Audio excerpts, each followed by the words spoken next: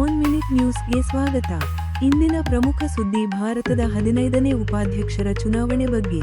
NDA ಅಭ್ಯರ್ಥಿ CP. Radhakrishnan ಅವರು ವಿರೋಧ ಪಕ್ಷದ ಅಭ್ಯರ್ಥಿ ಬಿ. ಸುದರ್ಶನ್ ರೆಡ್ಡಿ ಅವರನ್ನು 152 ಮತಗಳ ದೊಡ್ಡ ಅಂತರದಿಂದ ಸೋಲಿಸಿ ಈ ಸ್ಥಾನವನ್ನು ಗೆದ್ದಿದ್ದಾರೆ. 62 ರಾಜ್ಯಸಭೆಯ ಪ್ರಧಾನ ಕಾರ್ಯದರ್ಶಿ ಮತ್ತು ಚುನಾವಣಾ ಅಧಿಕಾರಿ ಪಿ.ಸಿ. ಮೋದಿ ಅವರು ಫಲಿತಾಂಶಗಳನ್ನು ದೃಢಪಡಿಸಿದರು. ರಾಧಾಕೃಷ್ಣನ್ ಅವರಿಗೆ 452 ಮತಗಳು ದೊರೆತರೆ, ಅವರ ಪ್ರತಿಸ್ಪರ್ಧಿ ಬಿ.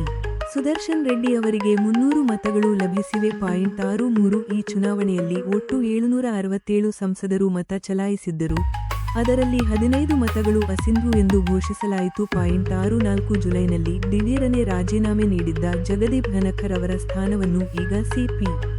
ರಾಧಾಕೃಷ್ಣನ್ ತುಂಬಲಿದ್ದಾರೆ. ಕೊಯಂಬತ್ತೂರಿನಿಂದ 2 ಬಾರಿ ಸಂಸದರಾಗಿ ಮತ್ತು ಮಹಾರಾಷ್ಟ್ರದ ಮಾಜಿ ರಾಜ್ಯಪಾಲರಾಗಿ ಸೇವೆ ಸಲ್ಲಿಸಿದ ರಾಧಾಕೃಷ್ಣನ್ ಅವರ ಗೆಲುವು ನಿರೀಕ್ಷಿತವಾಗಿತ್ತು.